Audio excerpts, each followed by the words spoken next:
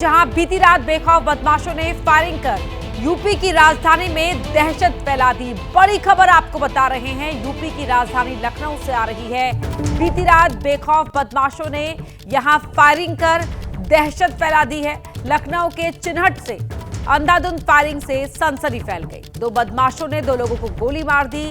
गोलीबारी में एजाज और खली घायल हो गए। खली के हाथ, एजाज की पीठ और कंधे में गोली लगी है। दोनों ही बदमाश बाइक से आए और फिर अंधाधुंध फायरिंग शुरू कर दी।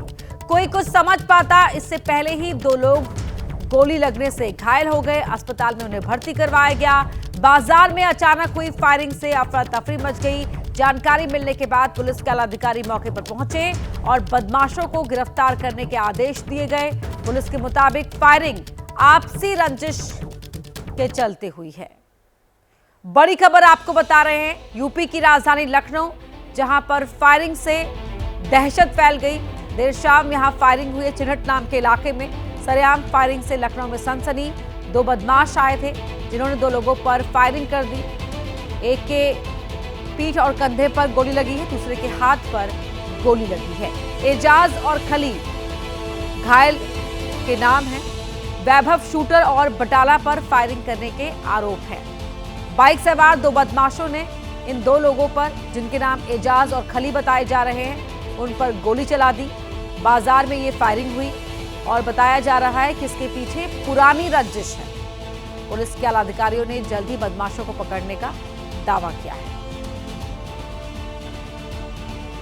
संज्ञान में आए कि थाना क्षेत्र चिन्हट के रहने वाले एजाज अहमद के कंधे और पीठ पर गोली लगी है, जिन्हें इलाज के लिए चंदन अस्पताल में भर्ती कराया है, जहां डॉक्टरों द्वारा उन्हें खतरे से बाहर बताया जा रहा है। उनसे पूछताछ करी गई तो उनके द्वारा बताया गया कि दो व्यक्तियों द्वारा उन पर फायरिंग की घटना कारित कर दी गई है। पुलिस द्वारा उनसे नामजद तहरीर प्राप्त कर विधिक कार्रवाई प्रचलित में लाई जा रही है। घटना का सफल अनावरण के लिए 3 टीमों का गठन किया है। तो एक और बीती रात लखनऊ में जहां सरेआम फायरिंग से सनसनी फैल गई, तो दूसरी ओर गैंगरेप के आरोपियों से पुलिस की मुठभेड़ भी हुई है।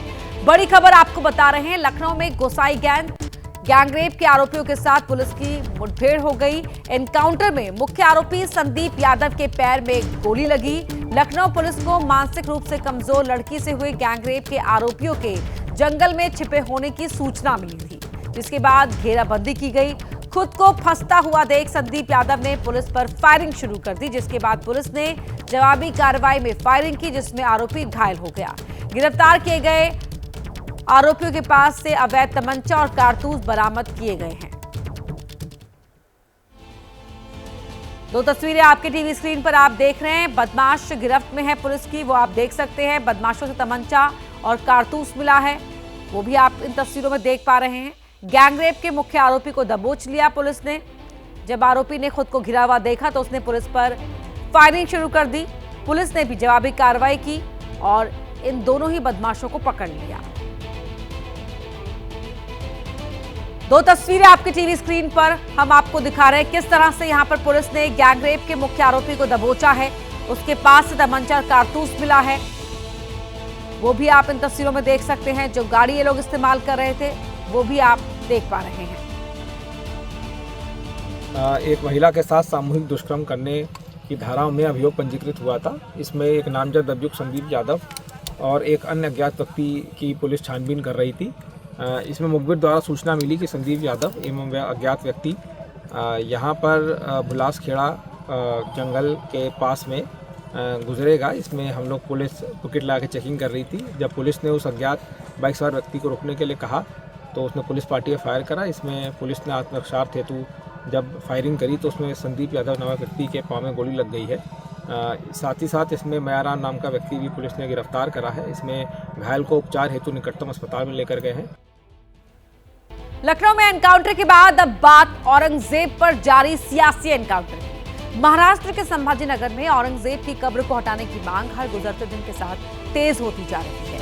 और आज की बड़ी खबर यह है कि महाराष्ट्र में आज वीएचपी और बजरंग दल समेत कई हिंदू संगठन सभी जिला कलेक्टर ऑफिस पर प्रदर्शन करेंगे, ज्ञापन सौंपेंगे। प्रदर्शनकारियों का कहना है कि मुगल बादशाह औरंगजेब की कब्र को संभाजीनगर से हटाया जाए, वरना वो खुद ही कब्र को उखाड़ फेंकेंगे। हिंदू संगठनों की धमकी के बाद संभाजीनगर में औरंगजेब की कब्र की सुरक्षा बढ़ा दी गई है।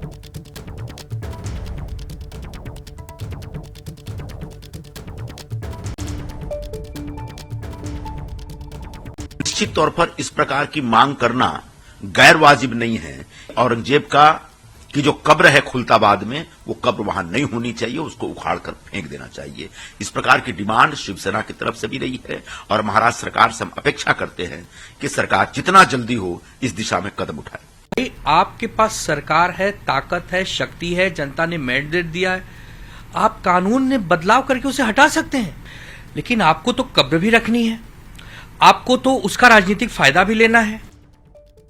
तो औरंगजेब की कब्र पर यह सियासी घमासान मचा हुआ है। हिंदू संगठनों ने आज प्रदर्शन का ऐलान कर दिया है। हिंदू संगठन औरंगजेब की कब्र को यहां से हटाने की मांग कर रहे हैं और आज हर कलेक्टर ऑफिस पर हिंदू संगठन प्रदर्शन करेंगे। महाराष्ट्र के हर कलेक्टर ऑफिस पर प्रोटेस्ट किया जाएगा। औरंगजेब की कब्र हटाई जाए, ये मांग बेहद तेज हो गई है। प्रदर्शन के बाद कलेक्टर को ज्ञापन भी सौंपेंगे हिंदू संगठन। इसी बीच बीजेपी के फायर ब्रांड नेता टी राजा सिंह ने भी औरंगजेब विवाद में एंट्री ले ली है। वो पुणे में एक कार्यक्रम में पहुंचे और महाराष्ट्र के मुख्यमंत्री से अपील की और कहा कि औरंगजेब की कब्र उखाड़ने के लिए एक दिन और तारीख तय करके बता दिया जाए, लोग वहां पहुंच जाएंगे। तस्वीरें आप देख रहे हैं जहां पर टी राजा यहां पहुंचे थे इस कार्यक्रम में शामिल होने के लिए और यहां उन्होंने औरंगजेब की कब्र को हटाने के लिए महाराष्ट्र के सीएम से अपील की। कहा कि एक दिन, तारीख, समय तय कर दिया जाए, लोग वहां पहुंच जाएंगे औरंगजेब की कब्र को हटाने के लिए। आप तारीख बताइए, समय बताइए और समय बताइए और ये बताइए कि कितने कार्यकर्ता चाहिए उस औरंगजेब की कब्र उखाड़ने के लिए, ये भी जरा बता दीजिए। औरंगजेब की कब्र पर जारी घमासान के साथ ही महाराष्ट्र में हिंदू पाकिस्तान शब्द पर भी सियासत हो रही है। उद्धव की शिवसेना ने अपने मुखपत्र सामना में लिखा कि बीजेपी देश को हिंदू पाकिस्तान बनाने पर आमादा है। शिवसेना ने देश में जितने भी हिंदू मुसलमान विवाद हो रहे हैं उन्हें लेकर बीजेपी पर हमला किया है। इस लड़ाई में और भी दल कूद पड़े हैं। ये हैं जयपुर के हवा महल से बीजेपी के विधायक बाल मुकुंदाचार्य। लाउड स्पीकर पर 5 वक्त की नमाज से इन्हें सिर में दर्द होता है। 5 टाइम की भारी समस्या सरदर्द कर रही है। इस समस्या को निजात कराने के लिए मेरा सहयोग करें ताकि ये 5 टाइम सर में जो दर्द हो रहा है इसको थोड़ा हम ठीक कर पाए। ये हैं बलिया से बीजेपी की विधायक केतकी सिंह। बोली थी क्यों न अस्पतालों में मुसलमानों के अलग वार्ड हो। भाई जब होली होती है तो उनको दिक्कत, रामनवमी होती है तो उनको दिक्कत, दुर्गा पूजा होती है तो उनको दिक्कत, तो हम लोग के साथ इलाज कराने में भी हो सकता है उनको कोई दिक्कत हो। कि दिवाली के मौके पर जब मेडिकल कॉलेज बन रहा है तो एक अलग विंग उन लोग के लिए बना दी जाए ताकि हम भी सुरक्षित रहें, अपने आप को सुरक्षित महसूस करें। ये है महाराष्ट्र सरकार के फायर ब्रांड मंत्री नीतीश राणे। बोले थे ये हिंदुस्तान है, यहाँ पर हलाल मटन नहीं चलेगा। झटका मटन खाइए जो हलाल नहीं होगा। अभी हलाल खाना ये हिंदू धर्मों में लिखा नहीं है, ये इस्लाम धर्म में लिखा है। और संभल पुलिस के सीओ अनुज चौधरी नए चर्चा में है। होली पर इन्होंने मुसलमानों को घर में रहने की सलाह दी थी। मेरे ख्याल से साल में 52 के करीब जुम्मे आते हैं एक साल में। इसमें कैपेसिटी और रंग झेलने की, जिसका बड़ा मन हो वो बाहर निकले, नहीं तो अनावश्यक कोई भी आदमी बाहर ना निकले। और इन सब के पीछे उग्र बयानों की एक और लंबी कतार बन रही है जो कह रही है कि हिंदुस्तान में रहना है तो औरंगजेब को भूलना पड़ेगा। उद्धव ठाकरे की शिवसेना ने आज पार्टी के मुखपत्र सामना में ऐसे ही बयानों का हवाला दिया और कहा ये सब हिंदू पाकिस्तान बनने के लक्षण। आरोप लगाया कि कट्टरता के जिस मॉडल से जिन्ना ने पाकिस्तान बनवाया, बीजेपी भी उसी जिन्ना मॉडल पर चलकर देश को हिंदू पाकिस्तान बनाने की ओर बढ़ रही है। सामना ने लिखा मोदी और अमित शाह अपने जाते जाते देश को टुकड़ों में बांट कर जाएंगे। भारत में हिंदू और मुसलमान 2 राष्ट्र बन गए हैं। माहौल बंटवारे जैसा है। ये सोची समझी मूर्खता भारत को हिंदू पाकिस्तान की ओर धकेल रही है। कुछ हिंदू नेता जिन्ना की भूमिका में आ गए हैं। ये देश के लिए खतरनाक है। मुस्लिमों की कमियां निकालकर उन्हें भड़काने का राष्ट्रीय कार्यक्रम चल रहा है। बीजेपी ने मुस्लिम समाज के प्रति तिरस्कार और घृणा पैदा कर दी है। ये जहर फैलता रहा तो भारत के हिंदू पाकिस्तान बनने में और तेजी आएगी। शिवसेना यूबीटी ने आरोप लगाया कि बीजेपी अपनी सरकार की नाकामियों से ध्यान हटाने के लिए औरंगजेब को विवादों में लाई है। मुसलमानों के लिए अलग दुकान, हिंदुओं के लिए अलग दुकान, ऐसा देश चलता है क्या? एक जगह पे हम अखंड हिंदुस्तान की बात करते हैं और हिंदुस्तान में ही आप दो राष्ट्र बना रहे हैं, एक हिंदू राष्ट्र मुसलमान है, दूसरा मुसलमानों का राष्ट्र हम बना रहे हैं। उद्धव की पार्टी ने बीजेपी पर हिंदू पाकिस्तान बनाने का आरोप लगाया तो दूसरे विरोधी दलों ने भी उसकी हाँ में तुरंत हाँ मिला दी। 2014 के बाद इस भाईचारे के माहौल में जो सांप्रदायिकता का जहर घोलने की कोशिश की है, मंदिर मस्जिद के नाम पर, हिंदू मुसलमान के नाम पर, भारत पाकिस्तान के नाम पर, तो देश के एक बड़े वर्ग में भारतीय जनता पार्टी सिर्फ अपनी वोटों की जहर की राजनीति के लिए इस तरीके के सांप्रदायिक तनाव की ओर देश को ले जा रही है। इस देश के 25 करोड़ मुसलमानों को आप हिंद महासागर में तो बहा नहीं देंगे। सरकारों का जो धर्म होता है, जो राजा का जो धर्म होता है, वो प्रजा में धर्म, जाति, संप्रदाय, भाषा, लिंग के नाम पर विभेद नहीं होता है। लेकिन हम कई तरह के बंटवारे देख रहे हैं। सामना ने औरंगजेब की कब्र उखाड़ने की बात करने वालों को हिंदू औरंगजेब का नाम दिया। बीजेपी ने पलट कर कहा कि ये लेख बताता है कि उद्धव और उनकी पार्टी दिमागी तौर पर दिवालिया हो गई है। उद्धव जी इस समय एक तरीके से पद भ्रमित हो गए हैं और उनको चलाने वाले संजय राउत जी शिवसेना के समापन की तरफ बढ़ रहे हैं। आप हिंदुस्तान के अंदर हिंदू को चुनौती दे रहे हो। क्या चुनौती दे रहे हो?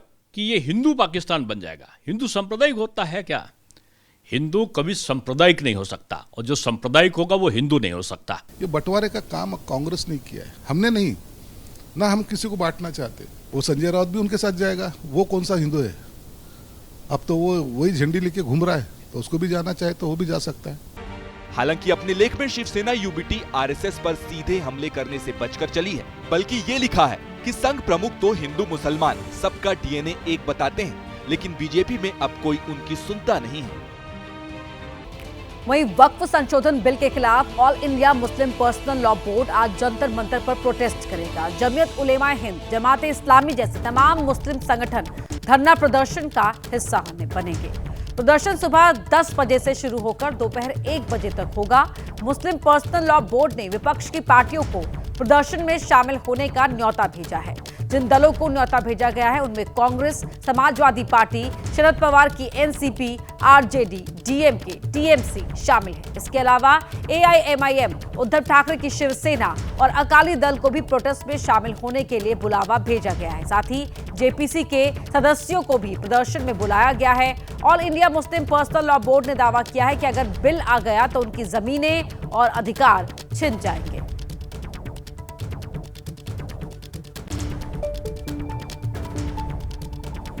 जब ज्वाइंट पार्लियामेंट्री कमेटी ऑन वक्फ ने all India Muslim personal law board को इस अमेंडमेंट के बाद उस पूरी कमेटी के सामने बुलाया था, कमेटी के सामने all India Muslim personal law board ने जो अपनी बातें रखी थी उसको हमने संज्ञान लिया था। केवल संज्ञान भी नहीं लिया था हमने, बल्कि उसको अपनी रिपोर्ट का हिस्सा भी बनाया है। आज एक किस बात को लेकर के जब ज्वाइंट पार्लियामेंट्री कमेटी की रिपोर्ट 428 पेज की हमने सबमिट कर दी, जो पूरी सत्ता पक्ष प्रतिपक्ष के सभी सदस्यों की राय से जो एक कानून बनाने की प्रक्रिया है, अब उस कानून के खिलाफ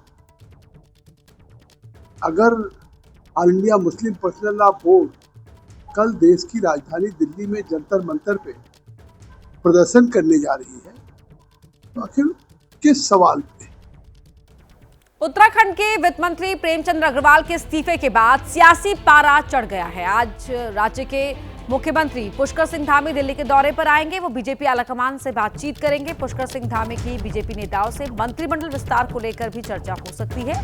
फरवरी महीने में विधानसभा के बजट सत्र के दौरान उन्होंने प्रेमचंद अग्रवाल ने विवादित बयान दे दिया था, जिसके बाद से ही उनके खिलाफ विरोध बढ़ता जा रहा था। तो कल प्रेमचंद अग्रवाल ने इस्तीफा दे दिया था, जिसके बाद अब आज दिल्ली का दौरा है मुख्यमंत्री धामी का, जहां बीजेपी आलाकमान से वो मुलाकात करेंगे। ये माना जा रहा है कि मंत्रिमंडल विस्तार को लेकर भी इस मुलाकात में चर्चा संभव है। जिसने इस आंदोलन, इस उत्तराखंड को बनाने में अहम भूमिका निभाई, लाठियां खाई, तो आज ऐसे व्यक्ति को सिर्फ इसलिए उसको टारगेट बना जाए तो मुझे बोलने की आवश्यकता नहीं है।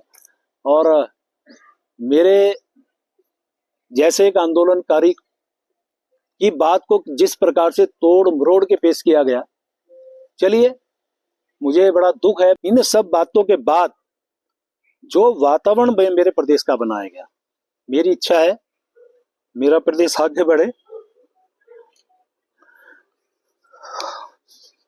मैं इस प्रदेश को आगे बढ़ाने में मेरे से जो योगदान, जो मेरा हो सकता है, मैं देने को तैयार हूं। और इसलिए आज मैंने निर्णय लिया है, मैं अपने पद से त्याग पत्र लेने माननीय मुख्यमंत्री जी के पास जा रहा हूं।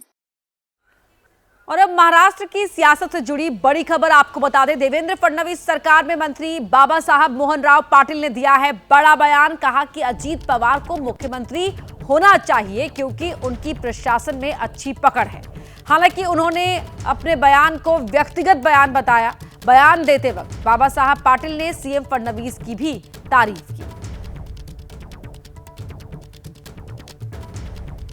में वो क्षमता है, काम कर सकते हैं, प्रशासन में पकड़ है, राज्य के पूरे डेवलपमेंट कैसा करना मालूम है, इसलिए मैं दादा को मुख्यमंत्री होना चाहिए, मेरा व्यक्तिगत मत है। वो आप अपनी कैबिनेट मंत्री है, देवेंद्र फडणवीस का काम अच्छा नहीं है, बहू का भी काम अच्छा है, फिर भी आप देवेंद्र बहू को विरोध करके? नहीं, विरोध किसी को भी नहीं है, मेरी व्यक्तिगत मत है वो। और वो हमारे दादा मुख्यमंत्री आने वाले समय में हो जाएंगे। महायुति की सरकार में होंगे क्या? नहीं बोल सकते, परिस्थिति कौन सी आने वाली है बोल नहीं सकते।